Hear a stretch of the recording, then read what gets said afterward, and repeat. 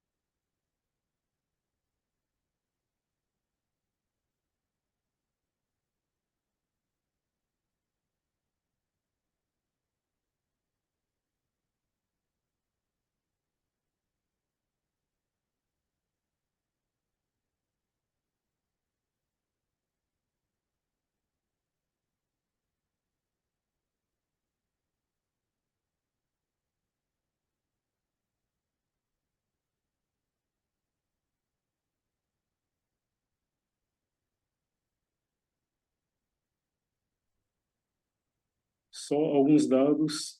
Então, a mãe deixou o corpo em 17 de novembro de 1973. São, portanto, 51 anos. A foto, que foi a imagem dela que acompanhou a nossa audição, Não consigo abrir, gente.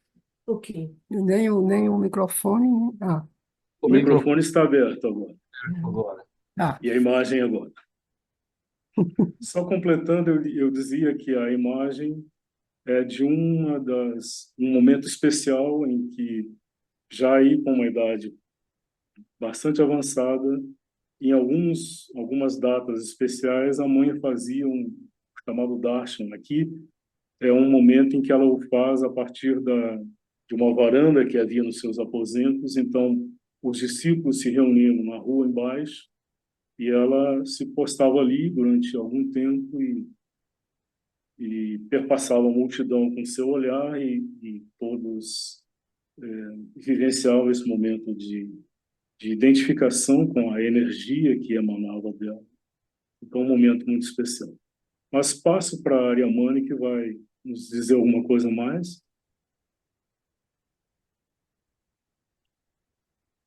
bom dia, pessoal. Então, eu gostaria de dizer alguma coisa sobre a Mãe Divina. É, então, nós vemos essas fotos da mãe, assim, essa imagem dela, assim, o histórico da vida dela, tem muitas fotografias, né, que ilustram, assim, desde a infância e tal. Mas, assim, a mãe era muito mais do que isso, né? A gente sabe que na Índia tem esse conhecimento, né, da mãe da existência, né, da realidade, do poder da mãe divina. Quer dizer, a mãe divina é aquela que é a Shakti, né? Quer dizer, aquela que manifesta, aquela que cria. E, e de fato, tem uma passagem de Sri Aurobindo conversando com discípulos e como ele explica, né, como o yoga dele, o trabalho dele necessitava uma Shakti. Então ela veio. E, e a gente já leu bastante, já sabe bastante coisa sobre a infância da mãe, como ela já nasceu, como que pronta, né, para esse encontro com o Sri Aurobindo. E, e na Índia tem esse conhecimento, justamente essa mãe cósmica, né, que é muito, tem muitos aspectos, né, muitas qualidades e tal. Mas assim, é como se o nascimento do Avatar é um evento transcendente, é um evento cósmico. E também quando ele se retira do corpo, também é um evento cósmico, porque a presença do Avatar, a presença física do Avatar no plano material, no plano terrestre, tem uma grande força, um grande poder, né, no plano oculto, e, e quando ele se retira também. Então, assim, é como se é uma, é uma transcendência que nos escapa, né? Uma coisa que a gente não consegue, eu acho que nem mesmo imaginar. Então, eu gostaria de dar uma definição bem sucinta, assim, que na, nos ensaios sobre a Gita, que Sri Aurobindo descreve em poucas palavras a essência do Avatar. Então, eu vou ler essa passagem, porque é muito ilustra e nos traz uma claridade, né? Então, é no capítulo dos ensaios, que justamente ele fala de Krishna, né? O instrutor divino, e ele diz. Não, primeiro ele diz como justamente o divino, ele está em todos nós, né? Ele está manifestado em tudo que ele está no interior de tudo que é manifestado. E mas ele diz, mas quando o divino, em sua consciência e poder, assume a forma humana e o modo de ação humano, E ele possui essa forma não só por poderes e magnitudes, por graus e aspectos de sua divindade, mas também por seu eterno autoconhecimento. Quando o não nascido se conhece e age no molde do ser mental e sob a aparência do nascimento, esse é o cume da manifestação condicionada. É a descida completa e consciente da divindade. Esse é o Avatar.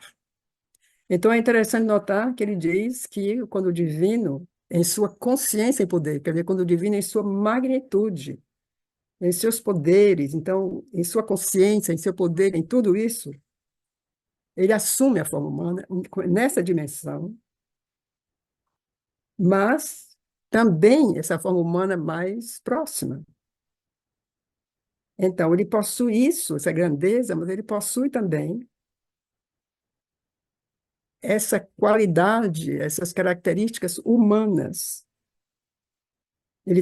Mas ele tem o autoconhecimento, quer dizer, o avatar, a diferença de nós, né, de nossos seres humanos normais, o avatar sabe quem ele é. Ele sabe a sua origem, e ele sabe de onde ele veio e a que veio, né?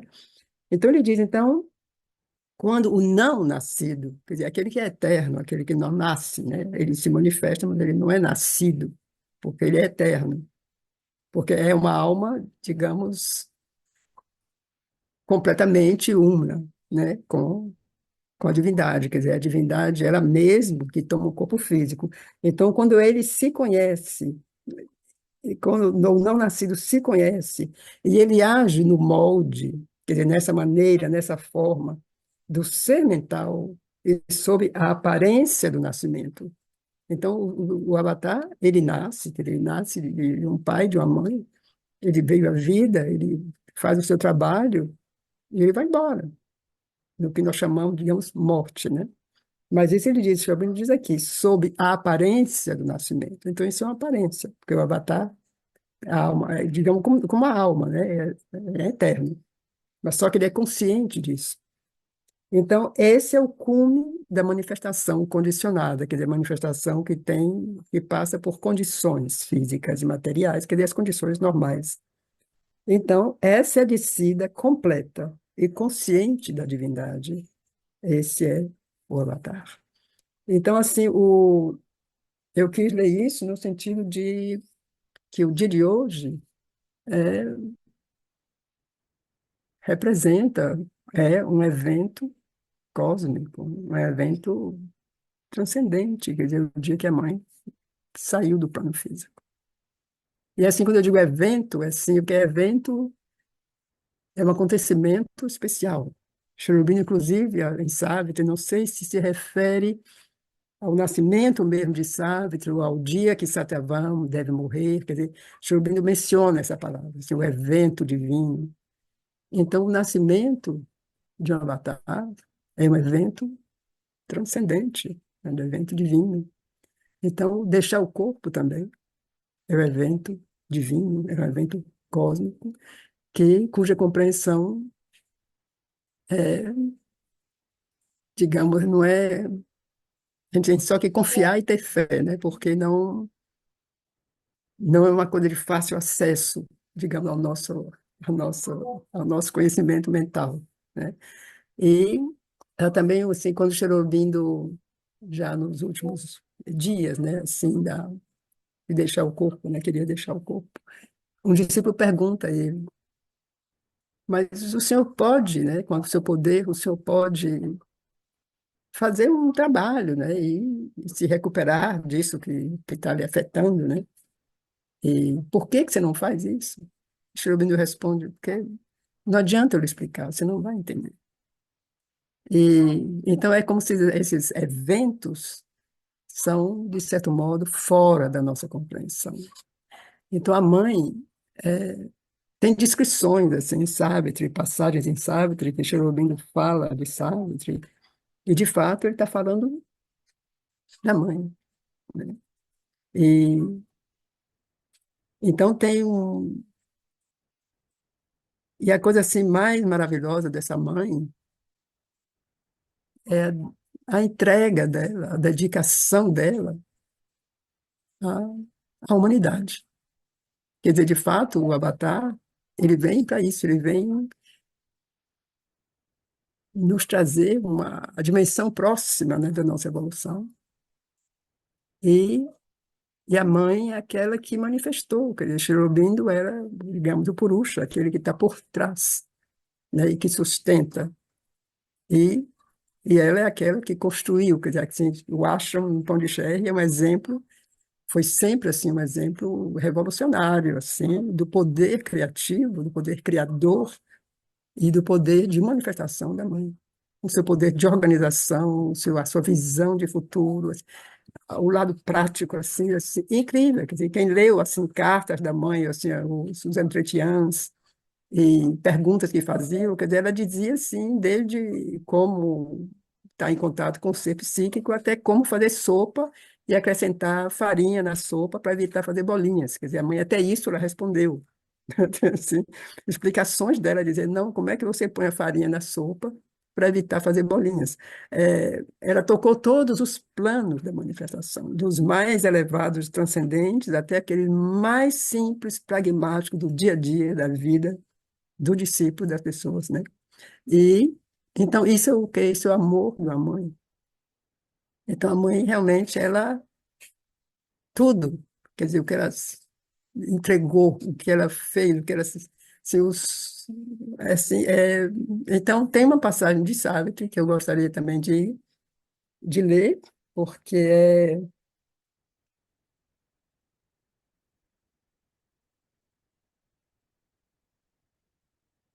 é já no final de Savitri. Eu não sei bem qual é o livro, mas é já no livro, acho que é no livro final. E, e ela tem assim o direito de fazer pedidos, né, do que ela deseja, porque tinha a possibilidade de ela permanecer nos campos celestiais, então ela não quer.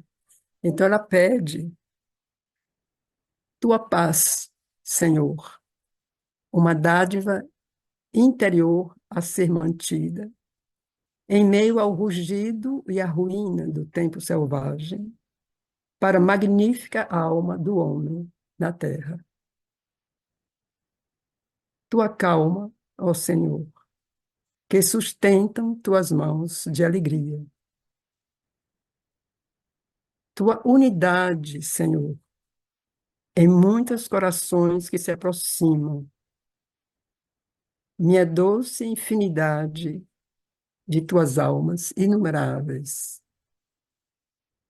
Tua energia, Senhor, para apoderar-se de mulheres e homens, para tomar todas as coisas e criaturas em seu sofrimento e uni-las nos braços de uma mãe.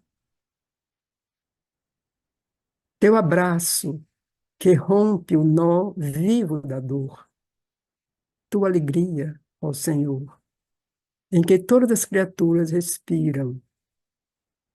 O teu fluir mágico das águas de amor profundo, tua doçura, dá-me-la para a terra e para os homens. Então, esse sempre é um texto que me toca muito, porque tudo que ela pede é para a terra e para os homens. Então, assim, só eu queria ilustrar um pouco assim essa mãe que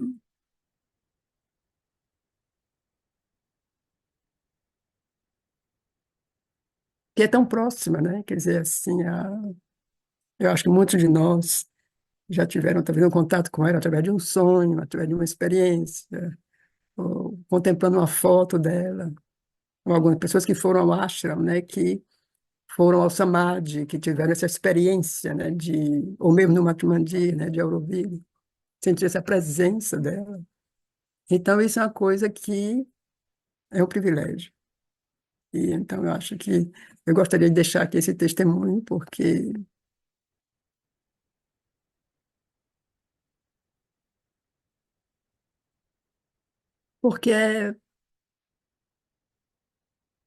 é nesse momento, assim, de tanta miséria humana, de tanta tragédia humana, que ela vai nos ensinar. Então, eu escolhi uma leitura dela, não é uma leitura, é uma fala dela, onde a voz dela tem um timbre, tem uma qualidade muito particular.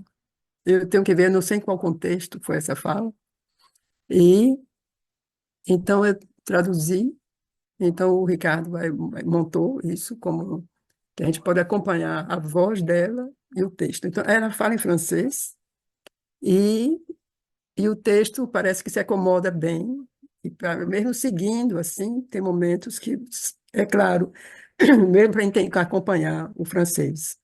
E então, nós vamos ver isso agora, e depois vamos ter nossa leitura, retomar nossa leitura da vida divina.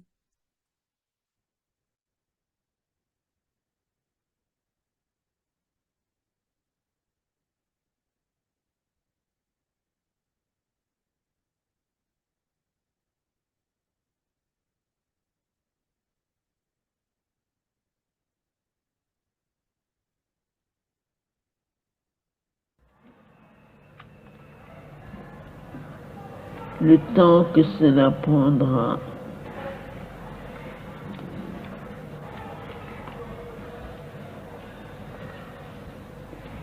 est difficilement prévisible. Ça dépendra beaucoup de la bonne volonté et de la réceptivité d'un certain nombre, parce que l'individu avance toujours plus vite que la collectivité et que par sa nature même, l'humanité est destinée à manifester le supramental avant le reste de la création.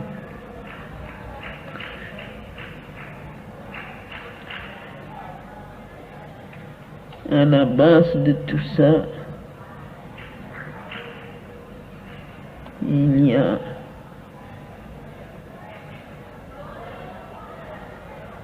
nécessairement la volonté de changer, de ne plus être ce que l'on est, que les choses ne soient plus ce qu'elles sont. Il y a plusieurs moyens pour arriver à cela.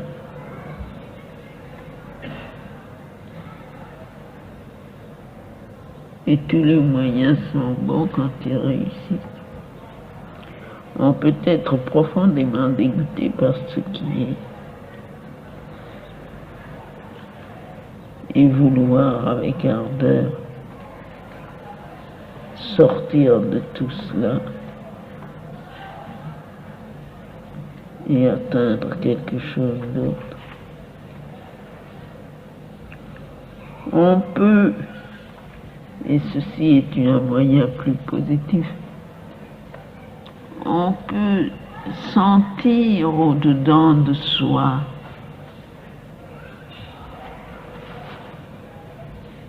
le contact, l'approche de quelque chose de positivement beau et vrai,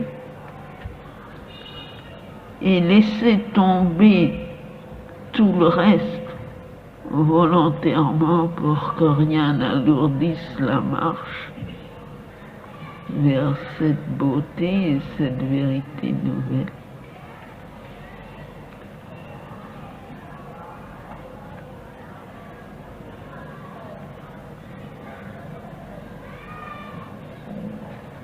Ce qui est indispensable dans tous les cas, c'est l'ardente volonté de progrès.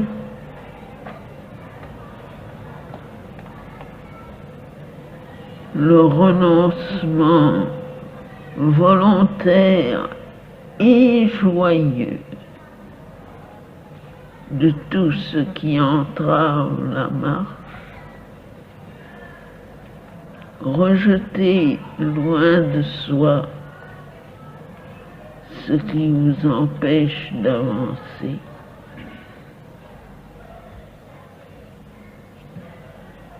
et s'en aller vers l'inconnu avec la foi ardente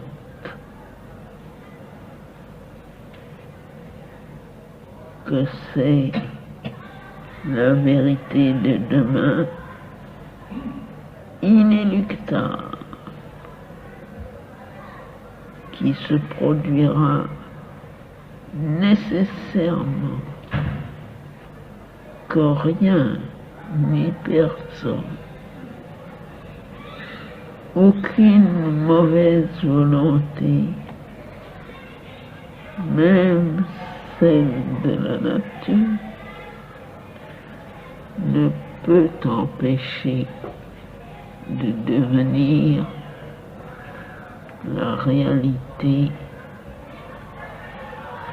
peut-être non pas d'un futur lointain, une réalité qui s'élabore en ce moment,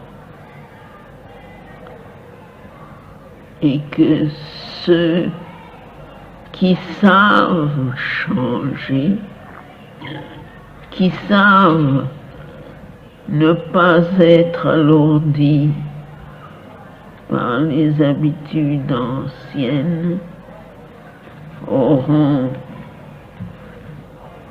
sûrement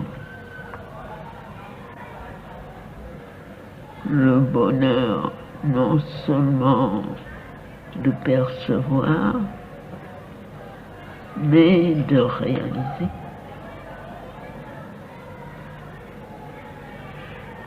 On s'endort, on oublie, on se laisse vivre. On oublie tout le temps. Mais si on pouvait se souvenir qu'on est à une heure exceptionnelle, à une époque unique,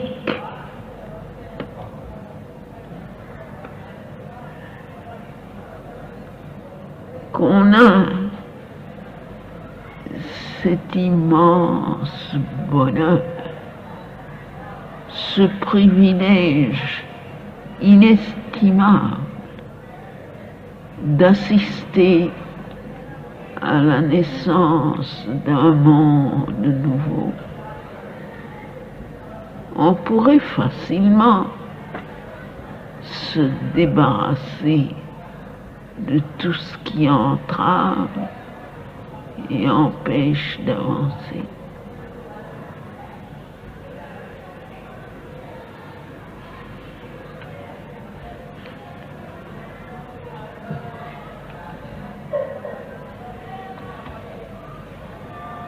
Ainsi, le plus important semble de se souvenir de ce fait, même quand on n'en a pas l'expérience tangible, mais d'en avoir la certitude et la foi, se souvenir toujours, se le rappeler constamment,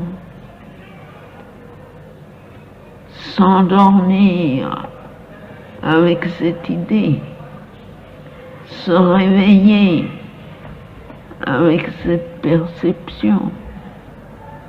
Tout ce que l'on fait, le faire avec un arrière-plan, comme un support constant,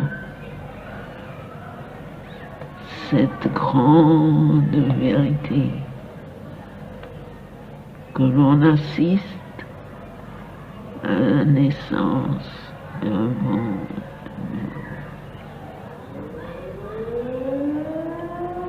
Nous pouvons y participer, nous pouvons devenir ce monde nouveau.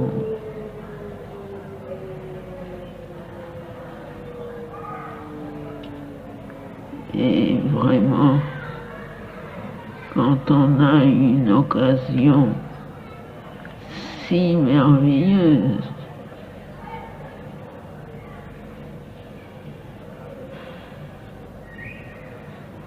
on doit être prêt à tout abandonner pour cela.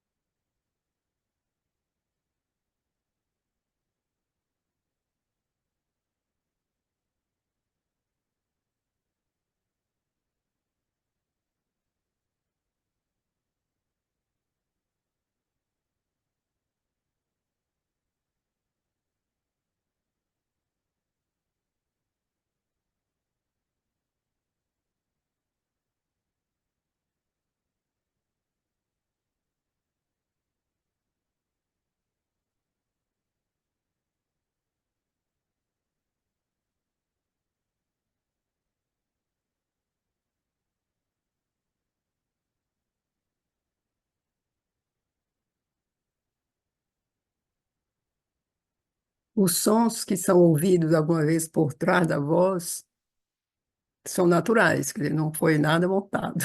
Então, tem aquele momento que tem a sirena, né, que soa e tem alguns barulhos assim, porque eram gravações que aconteciam assim ao vivo, né? Ela falava no terreno de esporte, ela falava, então eram gravações, não era gravadas em um estúdio, não. Então os sons são reais.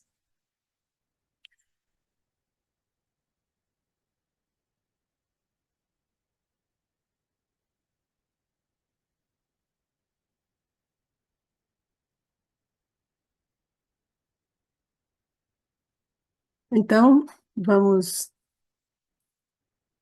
Nós estamos lendo esse capítulo da vida divina, que é a evolução do homem espiritual, há vários meses. Se eu não me engano, eu acho que nós começamos a ler, eu acho que ainda foi antes de eu vir ao Brasil, acho que eu ainda estava lá em Auroville quando nós começamos a ler. Então, isso quer dizer que tem já assim, muitos meses que estamos lendo esse capítulo, mas uma coisa que a gente aprende, eu acho, quando a gente começa a trabalhar com Aurobindo, com a mãe, com o yoga integral, ou com a vida espiritual, né, em geral, é que o tempo muda.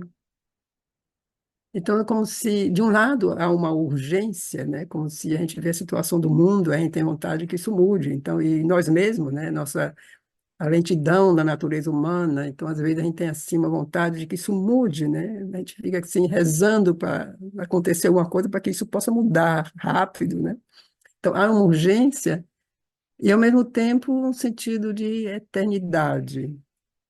Então, é como se a gente está nessa urgência e nessa eternidade.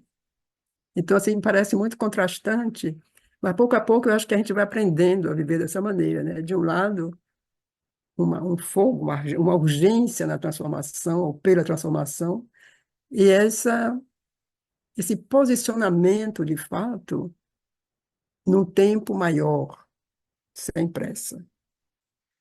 E, então, assim, nesse tempo, assim, eu estou convidando nós todos para quando nos colocarmos nesse tempo, eu convido, assim, hoje vamos voltar à primeira página desse capítulo,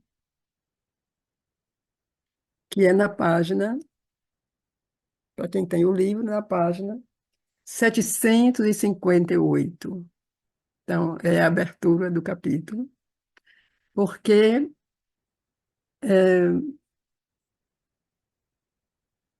primeiro, como é um capítulo muito longo e nós levamos muito tempo, assim, cada mês e até um pouco mais de um mês, a última vez eu acho que nem nós não conseguimos nem ler. Então está ficando tudo assim muito longe. E, a abertura, como vocês lembram, né? Quer dizer, cada capítulo da Vida Divina tem essas citações, né? Dos textos antigos, né? Da Índia antiga, os textos clássicos, né? Da espiritualidade, dos Vedas, etc. Então, aqui tem esse, que é da Gita, que abre esse capítulo com 24, que eu achei assim muito, não sei por quê, me veio hoje de a gente começar a nossa leitura com esse texto e seguindo o começo. Então, assim, eu estou mal posicionada aqui, não consigo.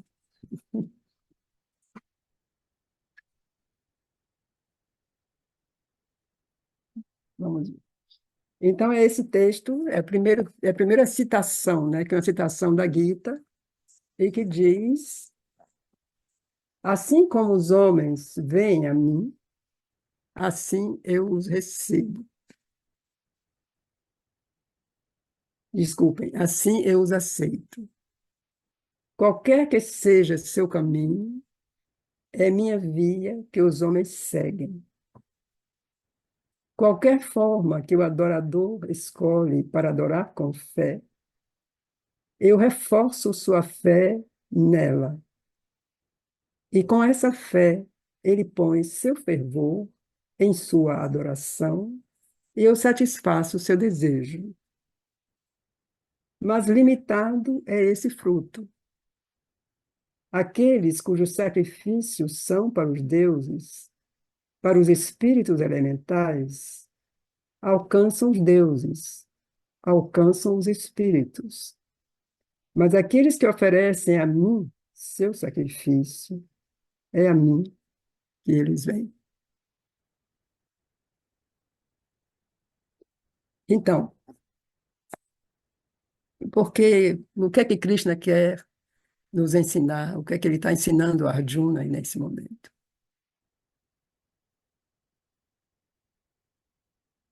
Então, assim, vejam o título desse capítulo, né? A evolução do homem espiritual. Então, quem é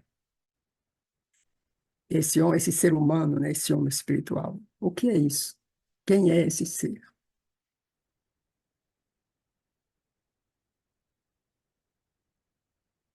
Somos nós?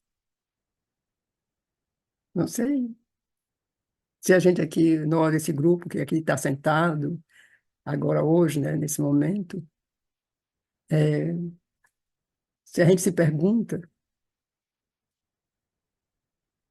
é, o que é essa evolução do homem espiritual? Então, eu imagino que é uma evolução para se tornar espiritual, é essa evolução que nos conduz a essa espiritualidade, né? Então, já estamos caminhando para o final, né, nos últimos capítulos da Vida Divina, desse livro, onde Sri Aurobindo nos conduziu, assim, nessa longa jornada, dessa viagem, né, espiritual da humanidade, essa busca espiritual, esse desenvolvimento da humanidade. Então, assim, o que é isso? Então, quando ele diz, assim como os homens vêm a mim, assim eu os aceito. Então, se a gente observa, existe uma tendência, e muitas pessoas que eu conheço, daqui no Brasil muito, e em alguns outros lugares, essas pessoas, que têm a tendência a considerar que tudo é a mesma coisa. Então, tudo é a mesma coisa. Então, assim, o filósofo tal, o pai de santo tal, ou uma outra coisa, tudo é a mesma coisa. E algumas vezes eu já disse, eu disse, olha, gente, não é a mesma coisa. Quer dizer, é a mesma coisa num plano elevado, no plano superior, é a mesma coisa. Mas no plano físico, no plano material, no plano terrestre, no plano da nossa vida, não é a mesma coisa. E isso aqui é o que Krishna nos diz. Então, qualquer que seja seu caminho, é minha via que os homens seguem. Porque não tem escape, né? A gente tá, o divino está em tudo, a gente já aprendeu isso, né? Que o divino está aí, quer dizer, a vida é uma manifestação divina, então tudo conduz, né? Então, o Krishna diz, qualquer que seja seu caminho, é minha via que o homem segue. Então, o adorador, então ele fala, já não é qualquer pessoa, mas aquele que já começa a buscar um caminho, aquele adorador, ele diz. Então, podemos pensar naquele que adora o totem, né? Digamos, os nossos ancestrais que tinham um totem, né? E que nesse totem habitavam os espíritos, chamavam os espíritos. Então, aquele já é um adorador. Então, o que é que Krishna diz? Qualquer forma que o adorador escolhe para adorar com fé, eu reforço. Quer dizer, ele encoraja, ele reforça essa fé, porque é essa fé que vai conduzindo pouco a pouco a sair do totem e ir mais longe. Mas então ele reforça essa fé, e com essa fé ele põe seu fervor em sua adoração e eu satisfaço o seu desejo. Quer dizer, ele tá presente ali. Mas, aí tem um mas, limitado é esse fruto, porque o fruto, o resultado é aquele, quer dizer, eu estou adorando o totem e o resultado é naquele nível, ainda muito, muito primário, ainda muito básico. Mas aqueles cujos sacrifícios são para os deuses, para os espíritos elementais, alcançam os deuses, alcançam os espíritos. Porque vai aí, quer dizer, são essas religiões muito anímicas, né? Onde adoram a identidade dos rios, a identidade dos mares, das florestas, dos céus, dos raios, dos trovões. São entidades, quer dizer, isso existe, né? Então, o Krishna nos diz, então, aqueles cujos sacrifícios são para os deuses, para os espíritos elementares, alcançam os deuses, alcançam os espíritos, porque isso existe.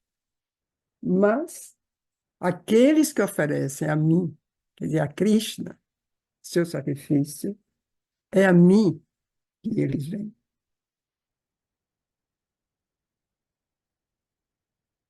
Então, aí isso nos explica muito assim os níveis de planos de consciência, né? Quer dizer, inclusive é o crescimento da alma, quer dizer, quando a alma deixa o corpo, ela vai nos planos, ou o ser psíquico, né? No caso, nesses planos onde a espiritualidade, onde essa adoração se manteve. Então, se manteve no campo dos elementais, se manteve no campo, assim, ainda dos totens, eu digo assim, para chegar no extremo, ou nos deuses, é nesse plano que o ser psíquico vai se alojar e crescer a partir daí. E aí a diferença, aqueles que oferecem a mim, quer dizer, oferecem a Krishna, quer dizer, vão acima de tudo isso, vão diretamente a Krishna, que é o Supremo, que é o Parabrahman, né, o Purusha. Então, aqueles que oferecem a mim seu sacrifício, é a mim que eles vêm. Então, isso é assim, muito, eu acho assim, muito, eu acho que elucida, é muito, eu diria, compacto, né? Assim, mas nos diz muito, assim, muito, muito clarificador. Então, eu não sei, senti que hoje seria bom a gente reler esse texto, que se há muito tempo, né, que nós lemos, então reler, passar por isso mais uma vez. E, em continuação, justamente no parágrafo aqui da página 700, na próxima página, 759, o parágrafo do final da página, que começa com... eu imagino que vocês lembram o primeiro parágrafo dessa página. Nós comentamos muito, porque é lindíssimo esses parágrafos, né? São assim... Eu me lembro assim que a gente comentou na época, né, como Schrödinger é poeta, né, como ele é de uma poesia extrema, esses primeiros parágrafos aqui desse capítulo. Então, nós vamos ler de novo esse capítulo, esse parágrafo do que começa no final da página, porque nos dá justamente essa confirma um pouco, assim, de certa maneira, o que a mãe fala, no sentido de tudo que nós temos, de tudo que nos é dado, de tudo que essa evolução, de tudo que esse crescimento nos oferece. Então, vamos ler esse parágrafo, porque eu acho também ele muito iluminador. Então, ele Schrödinger nos diz aqui, mas após, ele descreve, assim, só para dizer, eles lembram que ele descreve no primeiro capítulo, primeiro parágrafo, a natureza nos primeiros estágios da evolução. Então, tem um ponto que é só matéria, e aí, se uma testemunha viesse, visse aquilo, etc. Então, é disso o primeiro parágrafo. Então, alguém pode ler depois em casa, mas vamos pegar o parágrafo seguinte, que começa.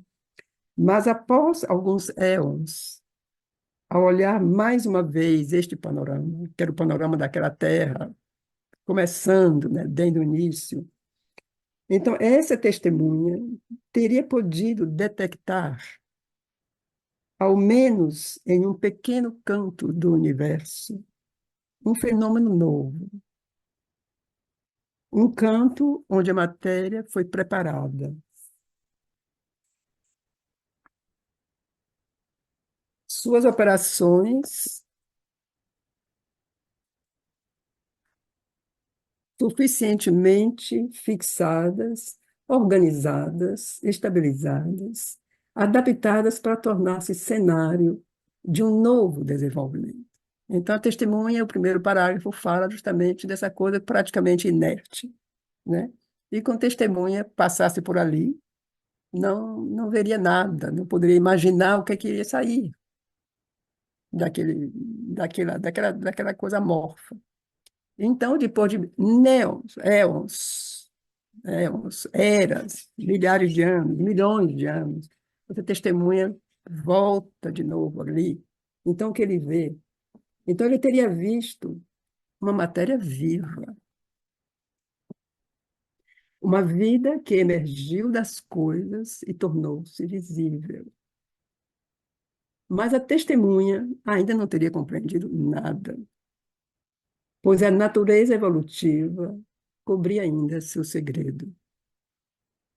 Ela teria visto uma natureza preocupada apenas em estabelecer essa explosão de vida, essa criação nova, mas uma vida vivendo para si mesma, sem nenhum significado. Uma criadora prolífica e brincalhona, ocupada em espalhar a semente de seu novo poder e estabelecer a multiplicidade de suas formas em uma profusão bela e opulenta, ou mais tarde, em multiplicar gêneros e espécies infinitamente pelo puro prazer de criar. Um primeiro movimento, um pequeno toque de cor viva, lançados no imenso deserto cósmico e nada mais. Então, o primeiro parágrafo ele vai descrever essa terra, essa matéria inerte, e no segundo parágrafo ele começa a descobrir como a natureza começa a brincar. Então, como ele diz, a natureza é brincalhona, então, uma explosão de vida, de formas, de cores, né? Então, essa testemunha também não ia entender muito o que estava acontecendo. E por que que isso aconteceu? Por que daquela terra inerte começa a sair essa efusão, essa maravilha de cores, de formas, de diversidade, né? Essa coisa brincalhona, Cherubim diz que a natureza não economiza, né? Ela desperdiça, ela cria e cria e cria e cria pela alegria de criar. Então, a testemunha não teria podido imaginar que uma mente pensante apareceria nessa minúscula ilha de vida, que uma consciência poderia despertar no inconsciente, uma vibração nova, maior e mais sutil, viria à superfície e revelaria de modo mais claro a presença do espírito submerso. Então, aquela testemunha que estava acompanhando, que viu aquela terra inerte, que viu a brincadeira da natureza, ela não poderia imaginar que uma mente pensante apareceria nessa minúscula ilha de vida. Então, essa minúscula ilha de vida é a nossa Terra, nosso planeta, né, que está aí assim, girando, né, girando, girando. E que, segundo justamente a mãe Sri Aurobindo, é nessa Terra, nesse pontinho que ele diz aqui, né, essa minúscula ilha de vida, é nessa minúscula ilha de vida que a evolução espiritual acontece. Nesse ciclo cósmico, que é também uma coisa que eu não sei dizer mais do que isso, porque eu acho que nenhum de nós pode entender esses ciclos cósmicos. Então, digamos que nesses ciclos cósmicos que nós vivemos agora, a Terra é onde a evolução espiritual acontece. Então, a mãe, inclusive, diz que até que os deuses não evoluem. Quer dizer, os deuses, eles continuam assim como eles são. Se eles quiserem evoluir, eles têm que tomar um corpo e se manifestar no plano terrestre. Se eles querem evoluir psiquicamente, eles têm que tomar um corpo e manifestar-se na Terra. Porque é aqui na Terra que a evolução acontece. Então, essa minúscula ilha de vida. Então, essa testemunha não podia imaginar.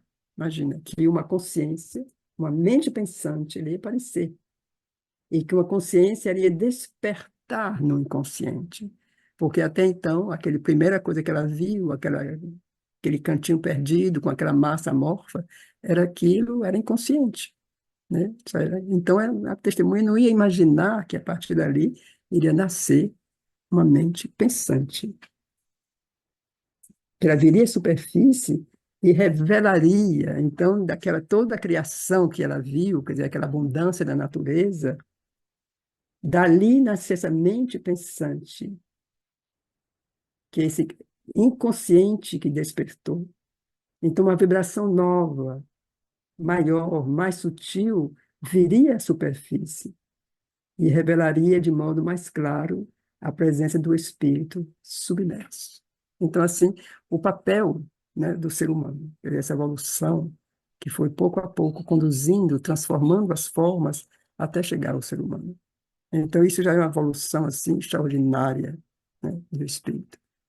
Então, daí o ego humano tomou isso como se o rei da criação, né? O que não é bem assim, né? É outra coisa, mas é fato concreto que o corpo humano, essa postura humana, o, a, a mente, o despertar da mente, tudo isso corresponde na criação a um aprimoramento das formas para ser capaz de manifestar cada vez mais a presença do espírito. Isso é um fato que é dito também, que Mamãe e Shirobin também falam disso, né? E, no início, poderia parecer-lhe a essa testemunha que a vida, de algum modo, tivesse se tornado consciente de si mesma. Isso seria tudo. Então, ele poderia chegar a dizer, não, a vida, de repente, se tornou consciente, então é tudo isso. Ele não ia ver o espírito por trás. Pois essa minguada mente recém-nascida parecia ser apenas uma serva da vida, um estratagema para ajudar a vida a viver, um mecanismo para a sua manutenção, para atacar e defender-se, para certas necessidades e satisfações vitais, para liberar o instinto de viver e o impulso vital. Então, isso seria como que os primeiros aspectos, né, do desenvolvimento da mente. Quer dizer, a mente ainda não era mais do que isso. A mente era, de certo modo, a serviço da vida e dos instintos. Mas aqui, então, ele continua.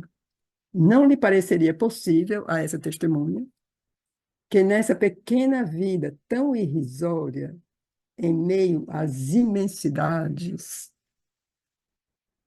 em uma só espécie, entre essa multitude insignificante, um ser mental emergeria. uma mente ainda a serviço da vida, mas que faria também da vida e da matéria suas servas. Então, essa mente ela foi se desenvolvendo, essa mente ela foi crescendo. Então, ela começou a fazer da vida e da matéria suas servas. E usaria justamente a vida e a matéria para a realização de suas próprias ideias, vontades, desejos. Um ser mental que criaria, a partir da matéria, todo tipo de utensílios, ferramentas, instrumentos para todo tipo de uso, que se serviria dela, da matéria, para erigir cidades, casas, templos, teatros, laboratórios, fábricas, talhar nela, na matéria, estátuas e esculpir catedrais monolíticas. Inventaria arquitetura, escultura, pintura, poesia e centenas de profissões e artes. Descobriria as matemáticas e a física do universo e os segredos escondidos de sua estrutura. Que viveria voltado para a mente e seus interesses, para o pensamento e o conhecimento, se tornaria o pensador, o filósofo e o cientista, e, como supremo desafio ao reino da matéria, ele despertaria para a divindade escondida, tornar-se-ia o caçador do invisível, o místico, o buscador espiritual.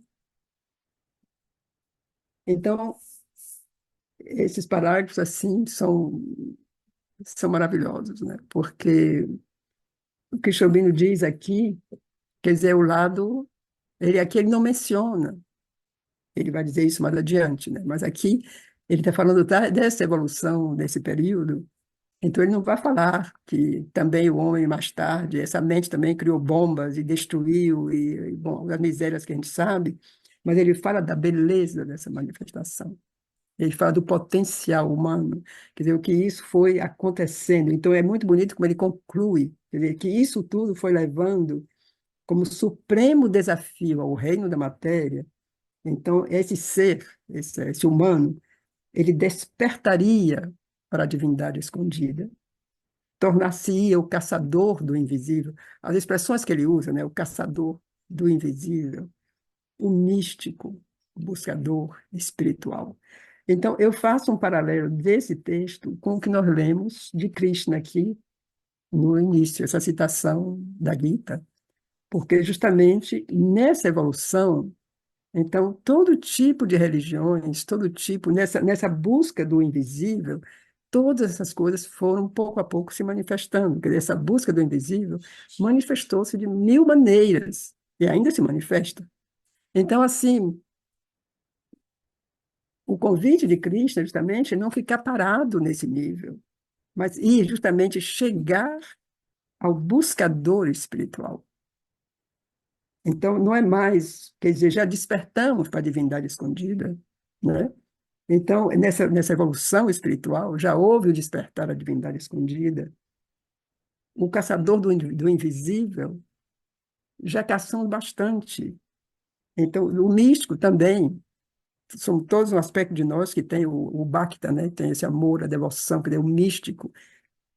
E temos o buscador espiritual, que é aquilo que Shri Aurobindo nos convida agora, quer dizer, essa evolução espiritual, esse ser espiritual, é o buscador espiritual. É aquele que busca o espírito e unir-se a esse espírito.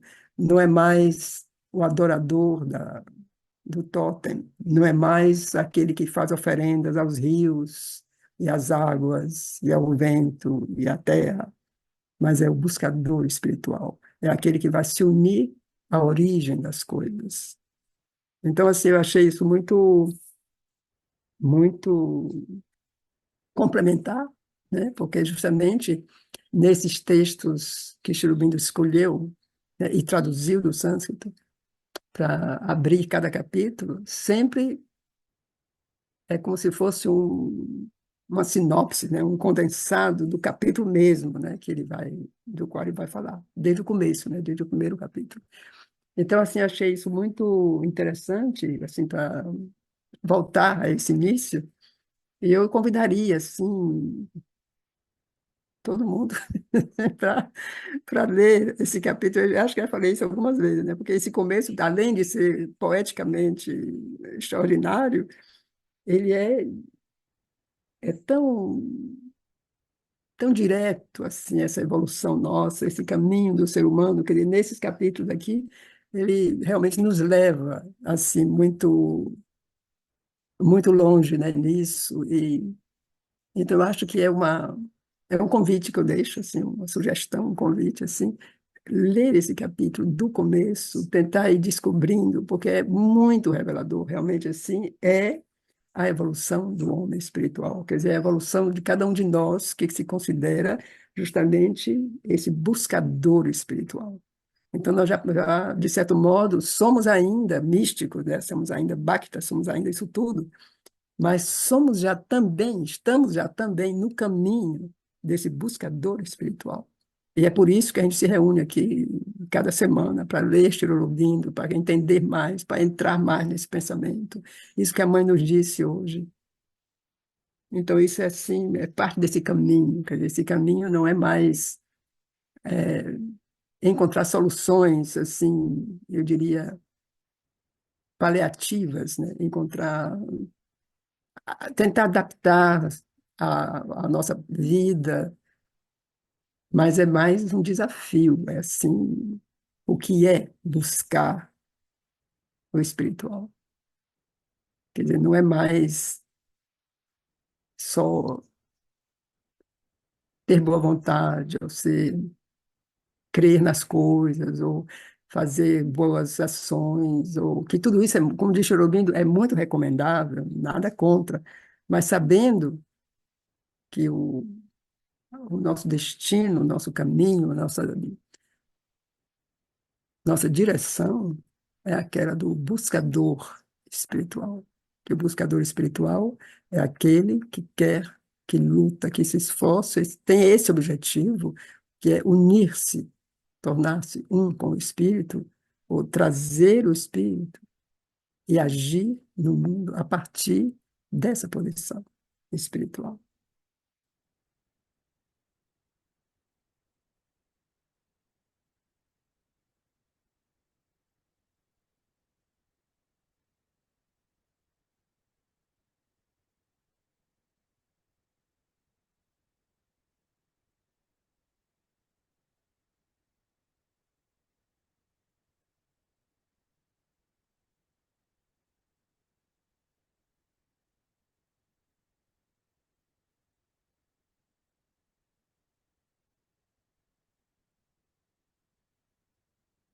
Então, a gente vai assim, para concluir essa. Depois, nós vamos saltar mais uma vez e vamos para o final, né, tentar finalizar o capítulo. Mas, assim, na próxima página, a página 761, no final daquele capítulo, no final do primeiro parágrafo, tem espero que vocês vão encontrar, uma coisa que diz assim como a vida da planta, veja se vocês conseguem encontrar isso.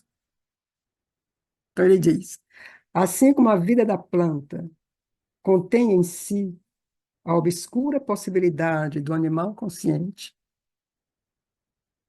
assim como a mente animal está ativa com emoções de sentimento e percepção e rudimentos de concepção, que são a primeira base para o homem, o pensador, do mesmo modo, o homem, o ser mental, é sublimado pelo empenho da energia evolutiva, que busca desenvolver nele o homem espiritual, o ser plenamente consciente, o homem que transcende seu primeiro self material e descobre seu verdadeiro self e sua natureza superior. Nós já falamos disso, isso também se fala em diversos momentos, assim, ou em diversos pensadores espirituais, essa coisa da evolução, né? Como a vida da planta contém em si a possibilidade, que ainda está obscura, do animal consciente. Assim como a planta traz o reino vegetal, o reino mineral, quer dizer, assim, a vida da planta também contém a vida animal, a vida que se move, né? E assim como a mente animal está ativa, com moções de sentimento e percepção e rudimentos de concepção, quer dizer, os animais, a gente sabe, os animais têm uma inteligência, os animais são muito inteligentes, são muito sensíveis a muitas coisas, né? Têm os instintos muito apurados, tudo isso. Então, essas coisas são a primeira base para aquilo que vem depois, ainda nessa evolução, que é o ser humano, quer dizer, a mente, a que pensa. Então, do mesmo modo, esse ser humano, esse ser mental, ele é sublimado pela energia, pelo empenho da energia evolutiva. Então, essa energia evolutiva, ela está trabalhando, ela labora. Quer dizer, mais do que trabalhar, aquele dia é um empenho, é assim, é um labor, buscando desenvolver nesse ser humano o homem espiritual, o ser plenamente consciente, o homem que transcende seu primeiro self material e descobre seu verdadeiro self e sua natureza superior. Então, de novo, isso assim faz parte dessa que nós lemos aqui e nos coloca diante dessa tarefa enorme, né? Esse desafio, essa incógnita mesmo, né? Que a gente, de fato, o que é ser espiritual? Como é que a gente sabe, né? A partir de que momento a gente sabe, olha, estou no caminho, quer dizer, né? Como é que a gente sabe? Como é que a gente consegue identificar?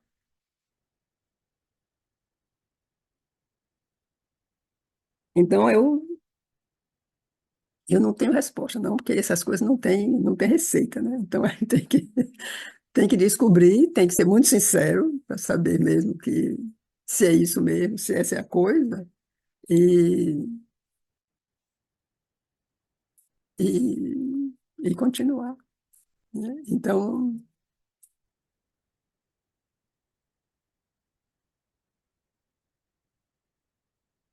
pensando assim, a voz da mãe, né? Como ela fala, essa mensagem que ela nos trouxe hoje, é, quando a gente ouve, ao menos não sei como é para todo mundo, mas a impressão que eu tenho é que quando ela fala, ela nos coloca diante da possibilidade. Quer dizer, ela não fala bobagem, né?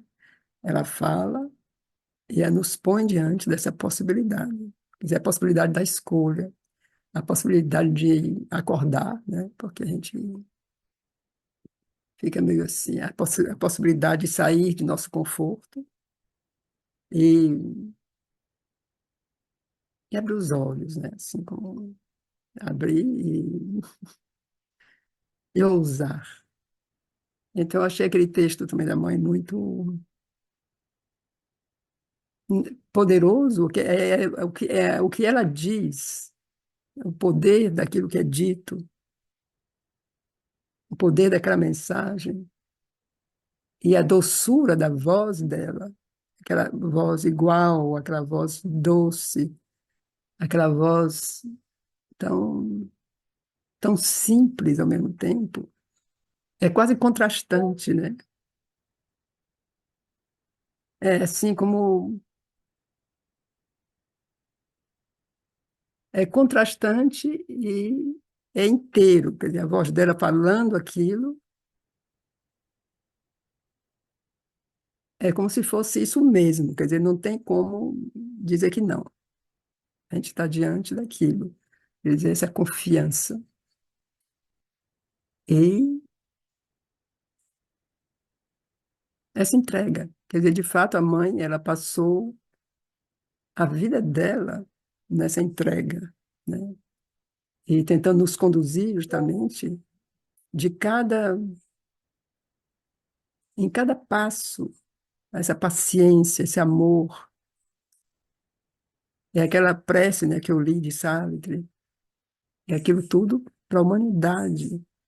Então, naquele ashram, né, o Auroville que criou depois, eram experiências para a humanidade inteira, eram laboratórios.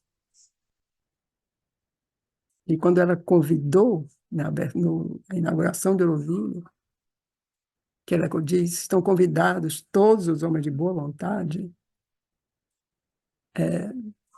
foi um convite que ela fez à humanidade inteira. Então, são todos aqueles de boa vontade. De boa vontade são aqueles que estão querendo justamente, que buscam unir-se à vontade divina. Quer dizer, a boa vontade não é ser bonzinho, não.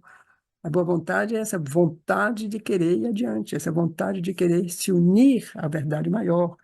Então, quando ela convida, são convidados todos aqueles de boa vontade, são aqueles que aspiram por uma vida de progresso, né, como ela diz. E, e claro que não é todo mundo de boa vontade que pode deixar tudo e para o ouvido, não é isso, não. É lá onde nós estamos mesmo, né? Ela nos convida lá onde estamos.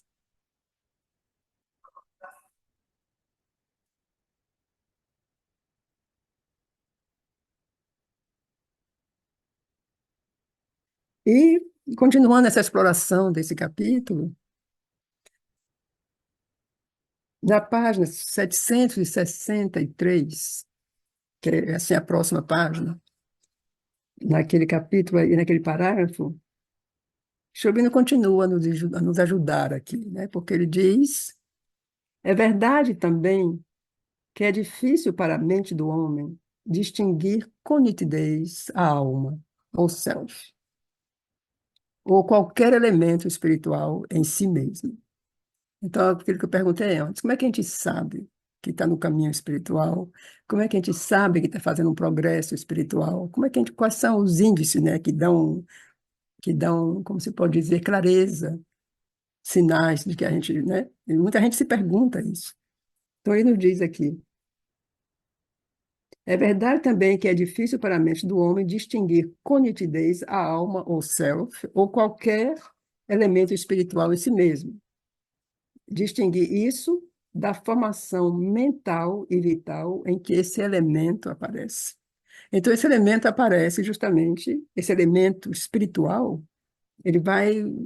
É isso que faz que a gente se engane, porque ele vai aparecer em meio justamente aos elementos mentais e vitais. Então, ali nisso vai aparecer esse elemento, digamos, espiritual, aos inícios, né? Mas aí ele diz, mas isso, quer dizer, a gente só não vê isso claro enquanto esse emergir espiritual não é completo. No momento que ele vai ficando cada vez mais formado, a gente vai começar a perceber. Então ele continua, no animal, a mente não é completamente distinta de sua vida matriz e de sua própria matéria vital.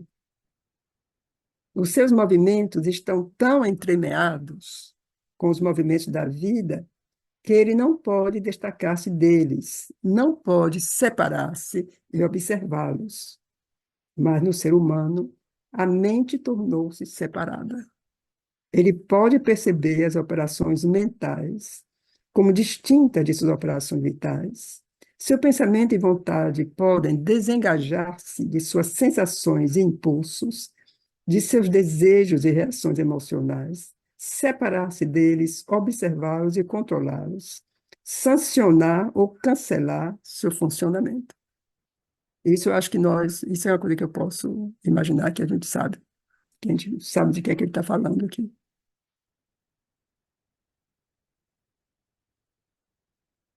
Porque a mente se tornou separada, quer dizer, a gente pode ter um instinto de fazer uma ação, uma coisa mais, digamos, até mesmo violenta algumas vezes, mas a mente pode ver, né? Então a mente também pode ter um alerta.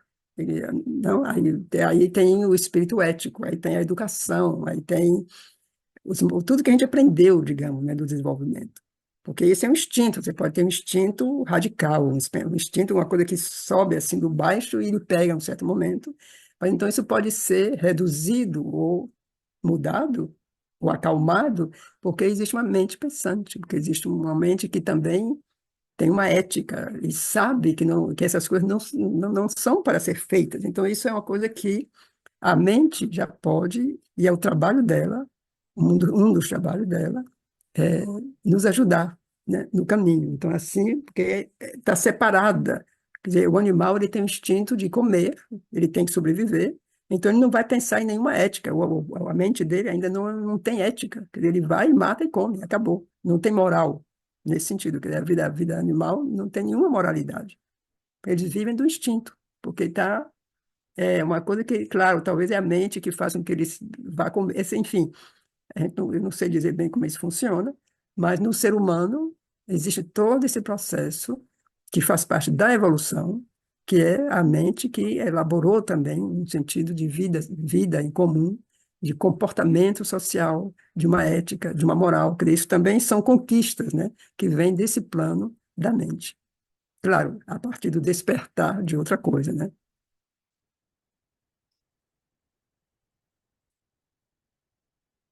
Ele ainda não conhece, quer dizer, o ser humano ainda não conhece os segredos de seu ser o suficiente para perceber-se de modo decisivo e seguro como um ser mental em uma vida e um corpo. Mas tem essa sensação e interiormente pode tomar essa atitude. Então é uma coisa que ele vai descobrindo. Do mesmo modo, a alma, no início, desculpe, no início, a alma no homem não aparece como completamente diferente da mente e da vida mentalizada. Então, é interessante aqui a gente ver isso de novo. Então, no ser humano, a mente se destaca justamente dos instintos e de tudo isso que o Rubino fala aqui, dos impulsos, dos desejos. Quer dizer, o ser humano pode ver isso. No começo está misturado, mas pouco a pouco, com a evolução justamente do ser humano, a mente começa a evoluir mais e ele começa a poder perceber e a criar mais elementos onde essa percepção tem resultados, né? Como a gente deu exemplos antes. Então, Chebet nos diz aqui, no início, a alma não aparece como completamente diferente, ela se mistura. Seus movimentos são misturados aos movimentos da mente. Suas operações parecem ser atividades mentais e emocionais. Então, aqui também, né? Quer dizer, é muito bonito isso, né? Como, da mesma maneira que a mente estava intrincada dentro de tudo, né? Como no animal, mas foi pouco a pouco no ser humano tomando, digamos, a sua posição e tomando o seu papel, a alma um pouco também. Então, a gente ainda mistura a alma com as emoções, a gente mistura ainda com o pensamento, a gente não sabe bem de onde isso vem. Isso vem do pensamento, da vontade, ou é da alma, do ser psíquico? De onde é que vem isso?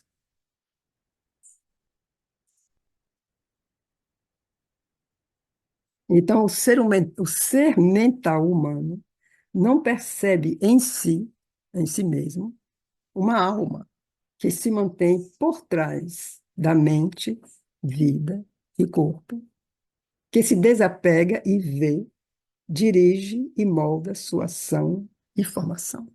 Ele não vê.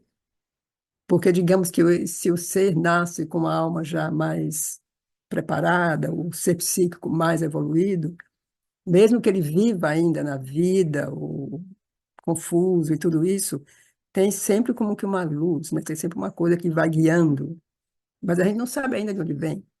Mas ela pode ser aquele pensamento que vem e diz, olha, não vai por aí, vai por aqui, né? Ou calma, ou relaxa, eu não sei, quer dizer, aí tem essa coisa assim que a gente não consegue, a gente, não, foi a minha cabeça, né? Foi na mente, me veio um pensamento, eu fiz isso em vez de fazer aquilo, mas talvez sejam já sinais, né?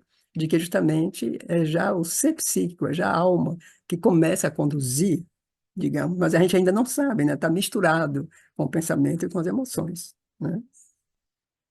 Mas com o progresso da evolução interior, isso é precisamente, quer dizer, essa distinção, o que pode e deve acontecer, e de fato acontece. Então, é a próxima etapa, por muito tempo retardada, mas inevitável em nosso destino evolutivo. Então, quando o Cherubino diz assim, inevitável, é porque é inevitável. Quer dizer, a gente tem que sair desse plano da mente e começar justamente a descobrir, a identificar a alma, né? Quer dizer, o que é isso dentro, o que é que está falando dentro. E aí, como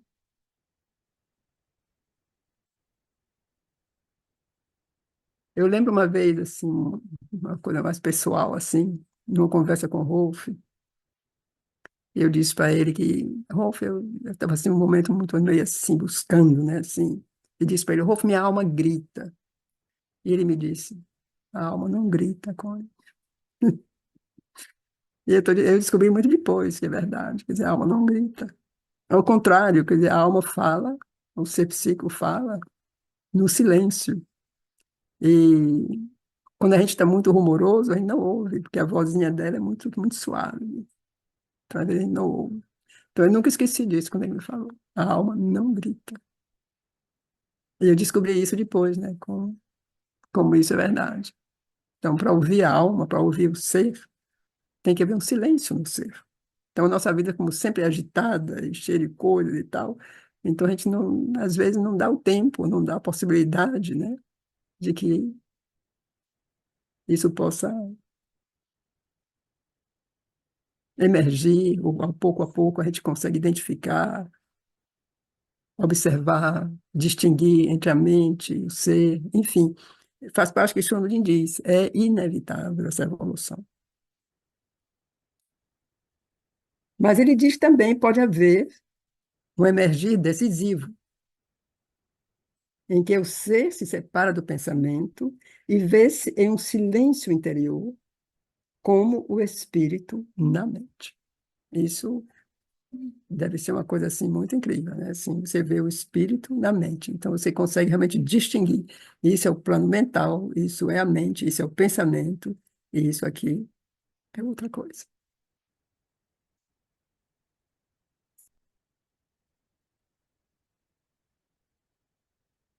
Ou então se separa dos movimentos da vida, dos desejos, sensações, impulsos cinéticos e percebe-se como o espírito sustentando a vida. Ou se separa das sensações do corpo e se conhece como o espírito animando a matéria.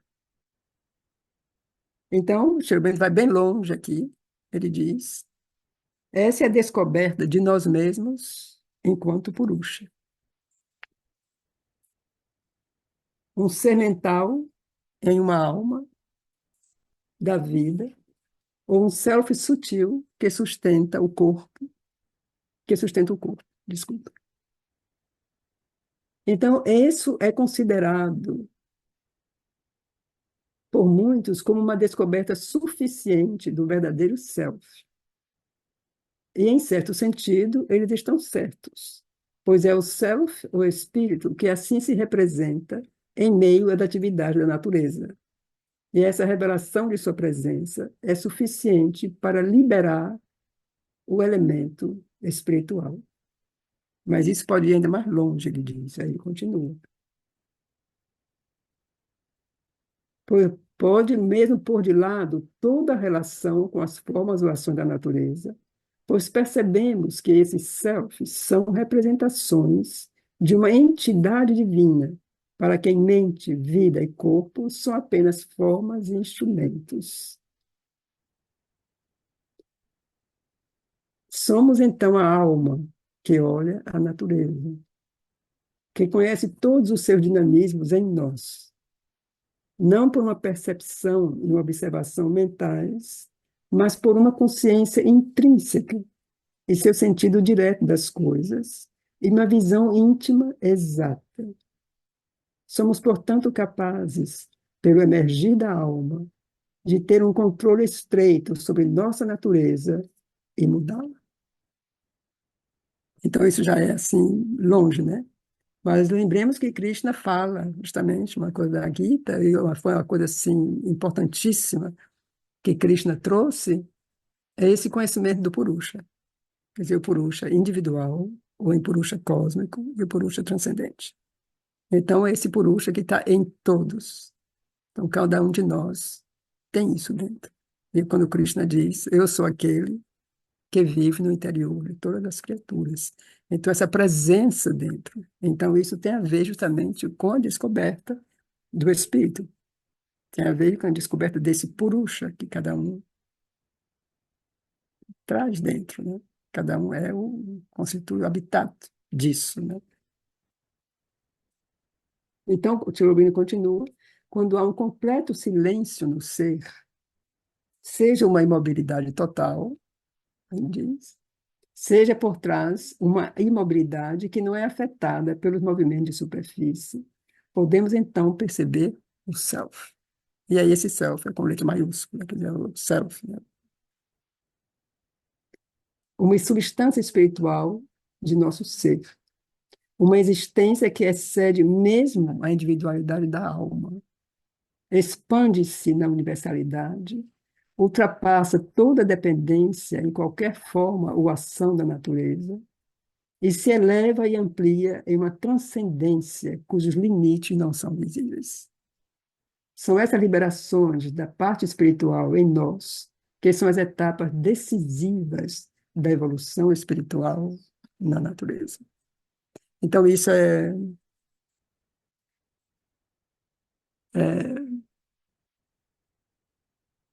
é parte, né, desse crescimento espiritual, e aqui ele não leva longe, que ele leva já houve essa descoberta do ser espiritual, já houve o crescimento dele, já houve esse crescimento do Purusha, essa identificação com o Purusha, e além.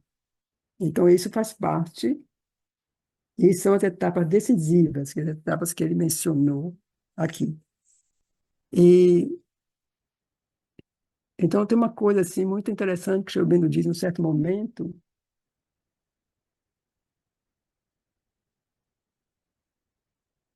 é que a alma é mais e maior do que o corpo. Eu acho que a mãe diz isso também em algum momento, quer dizer, não é a alma no corpo, mas o corpo na alma, de fato, porque a alma é muito maior. Então, é o corpo que está na alma, né?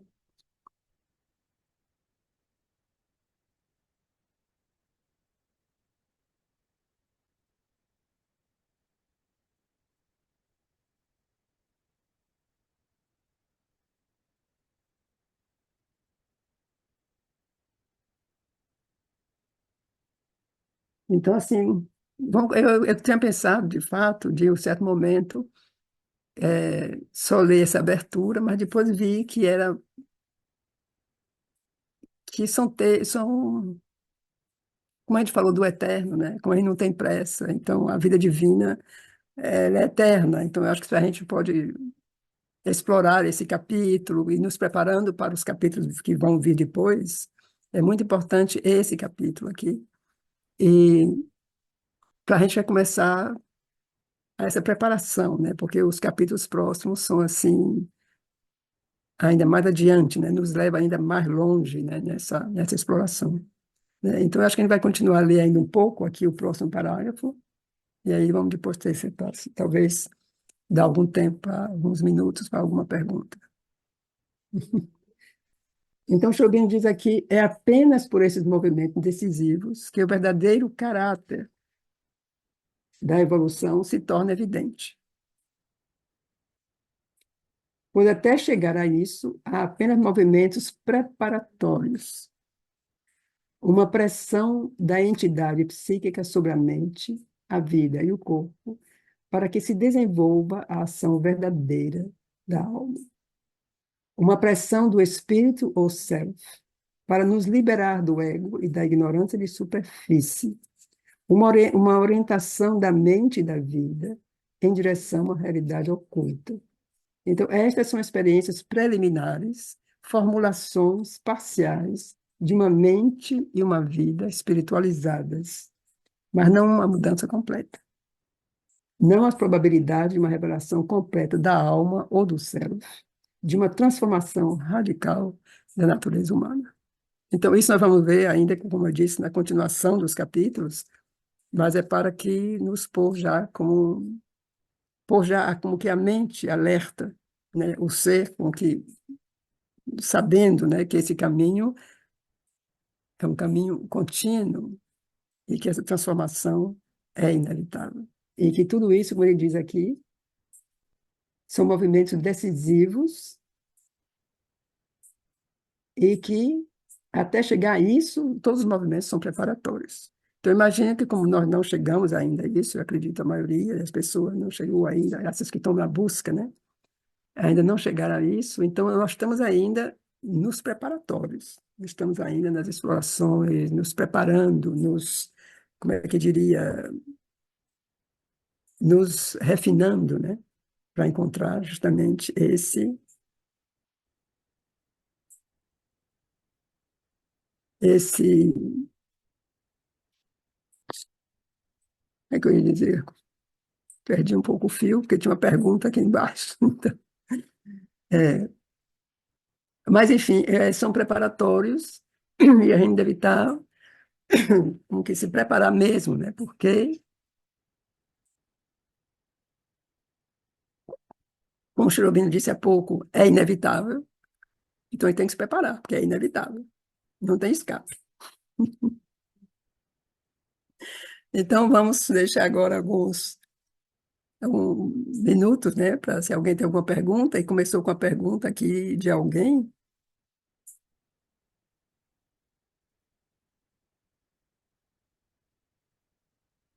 que qual a idade da mãe.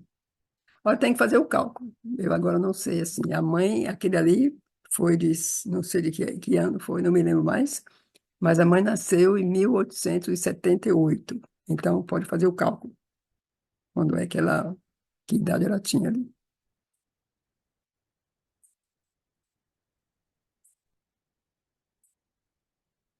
Então, se alguém tiver alguma pergunta agora, se tiver fazer alguma.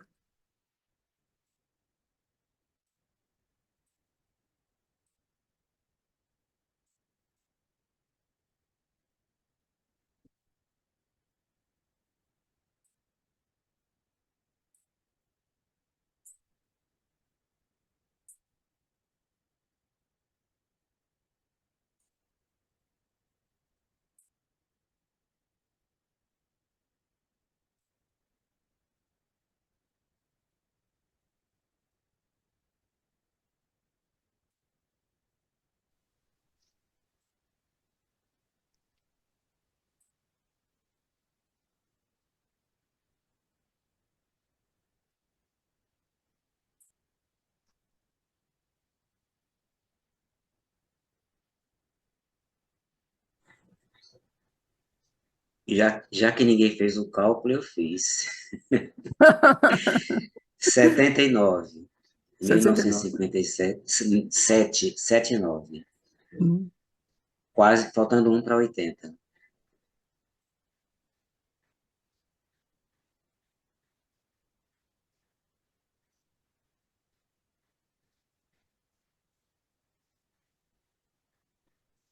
Achei interessante, além do mais essencial, né, é que aquele texto da mãe que você leu, né, foi de 24 de julho, né, de 57. Foi uma dessas últimas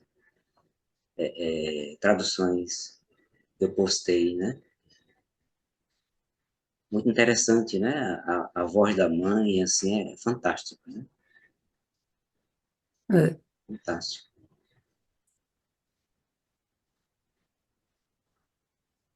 E o ambiente também, né? Ali, tá ali concentrada, e gente falando, buzina, e tudo. E muitas você pode ouvir assim, os corvos gritando, né? Assim, então tudo. sirene, né? Imagina que tenha Sirene, sido na tudo. rua, né? Mas é interessante é o momento que aquela sirene toca. Eu acho aquele muito interessante. Tem um momento assim onde ela diz uma coisa assim e a sirene começa a tocar atrás e é muito simbólico, muito bonito. Uhum.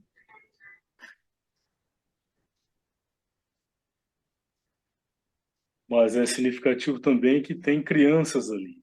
É, Crianças É, falando, crianças batendo palmas. é, Então, Pode ter É, sido é. no playground, realmente, a É, gravação ali, né? é.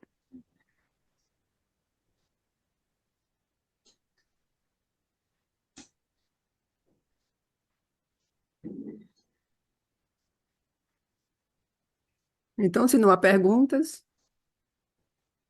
ou comentários, assim só como assim, uma informação que esse dia é também muito especial para mim, porque foi o dia em que eu cheguei a Auroville, Ah, em 1979, exatamente 45 anos atrás.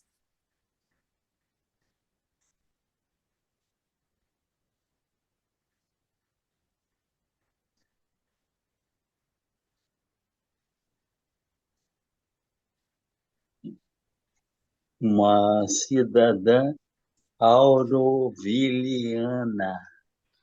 Não, ainda não. São 45 anos de tentativas. Parabéns, tá? Pela aula maravilhosa. Alimentou realmente o ser psíquico. Parabéns, Ali.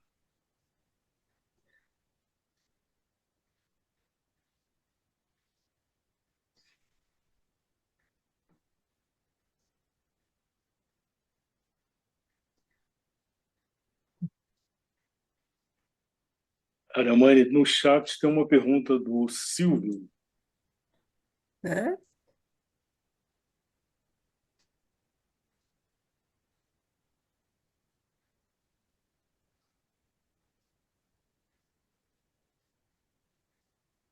A última mensagem aí.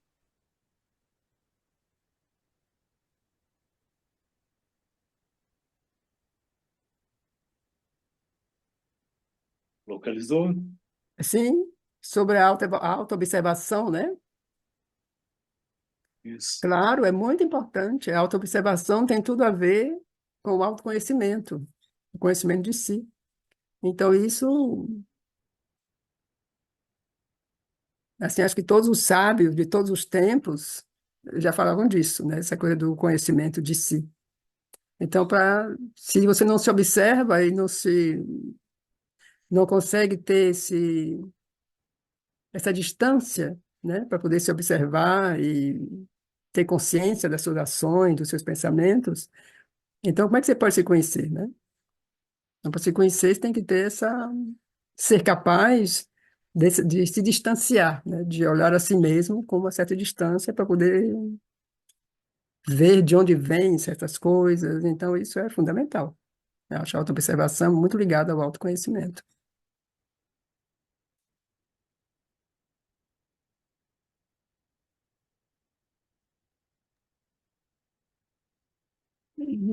Ricardo, se houver tempo, poderia compartilhar de novo a fala da mãe?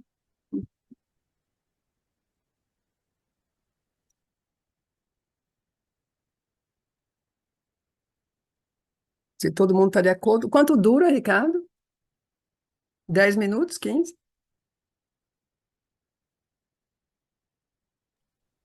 Em torno de 10 minutos.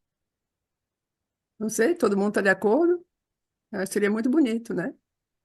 Por mim, só alegria. Então, É, podemos. Vamos? podemos, antes só Podemos? de passar para ela e para terminarmos com a palavra, a voz da mãe, Isso, e claro. já adiantar que no próximo domingo teremos Savitri e nós temos o privilégio de ter gravado aquela fala, aqueles Ah, de Savitri que a Ariamane leu também, e podemos então no próximo domingo trazer isso com a fala dela mais uma vez, ouvindo a própria mãe recitando aqueles versos, né? e aquela tradução que eu fiz é muito limitada. Foi uma tradução que eu fiz no último momento. Eu espero que o Ricardo tenha uma coisa mais elaborada, né, Ricardo? Sim, de qualquer forma é uma leitura onde a presença, a fala dela é tão forte quanto É, essa que é, nós com ouvimos e vamos certeza. ouvir hoje. É, é, Então vamos lá. tá.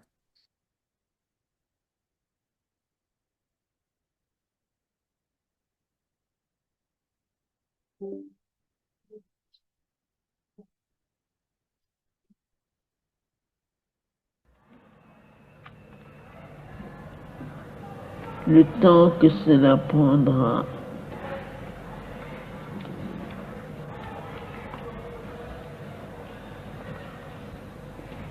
est difficilement prévisible. Ça dépendra beaucoup de la bonne volonté et de la réceptivité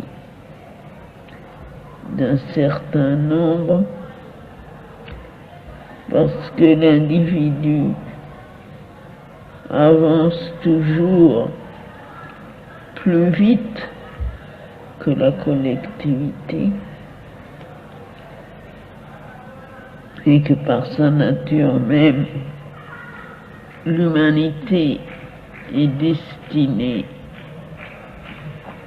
à manifester le supramental avant le reste de la création.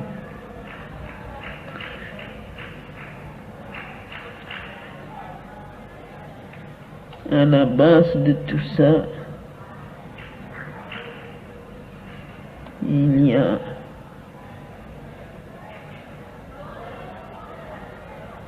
nécessairement la volonté de changer, de ne plus être ce que l'on est, que les choses ne soient plus ce qu'elles sont. Il y a plusieurs moyens pour arriver à cela.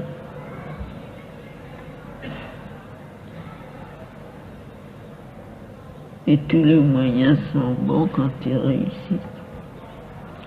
On peut être profondément dégoûté par ce qui est et vouloir avec ardeur sortir de tout cela et atteindre quelque chose d'autre. On peut, et ceci est un moyen plus positif, on peut sentir au-dedans de soi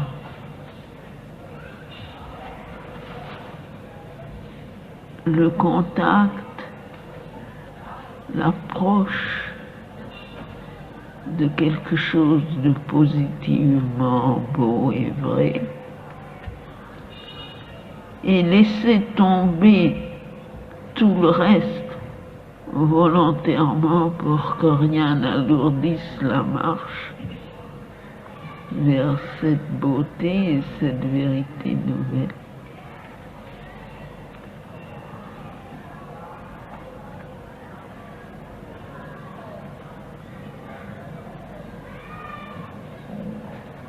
Ce qui est indispensable dans tous les cas, c'est l'ardente volonté de progrès.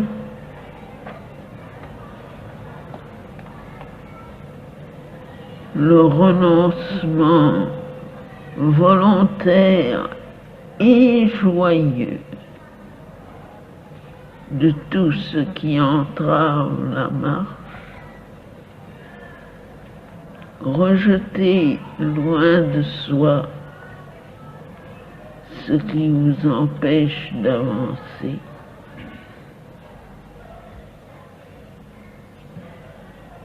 Et s'en aller vers l'inconnu avec la foi ardente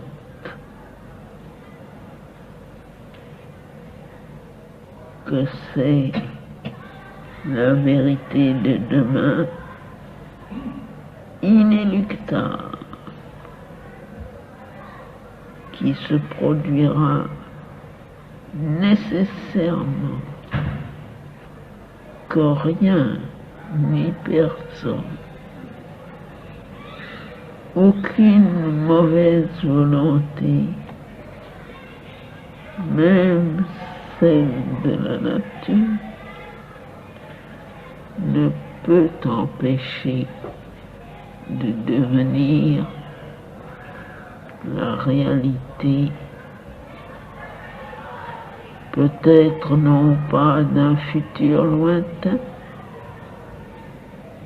une réalité qui s'élabore en ce moment, et que ceux qui savent changer, qui savent ne pas être alourdis par les habitudes anciennes, auront sûrement le bonheur non seulement de percevoir, mais de réaliser.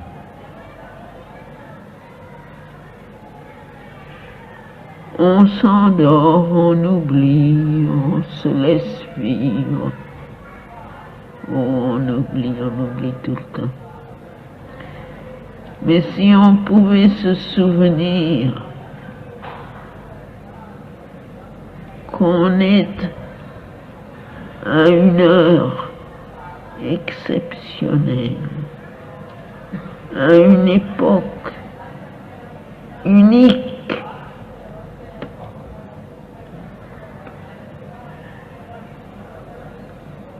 qu'on a cet immense bonheur, ce privilège inestimable d'assister à la naissance d'un monde nouveau.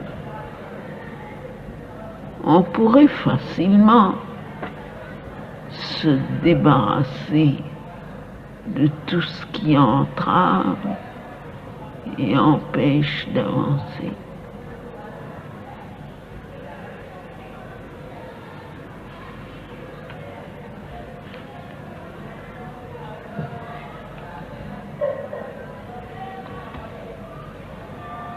Ainsi, le plus important semble de se souvenir de ce fait, même quand on n'en a pas l'expérience tangible, mais d'en avoir la certitude et la foi, se souvenir toujours, se le rappeler constamment, s'endormir avec cette idée, se réveiller avec cette perception. Tout ce que l'on fait, le faire avec un arrière-plan, comme un support constant, cette grande vérité que l'on assiste à la naissance d'un monde.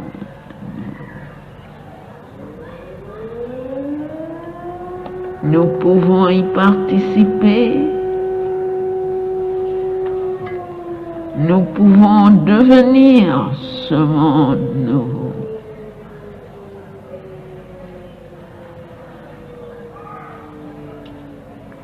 Et vraiment, quand on a une occasion si merveilleuse,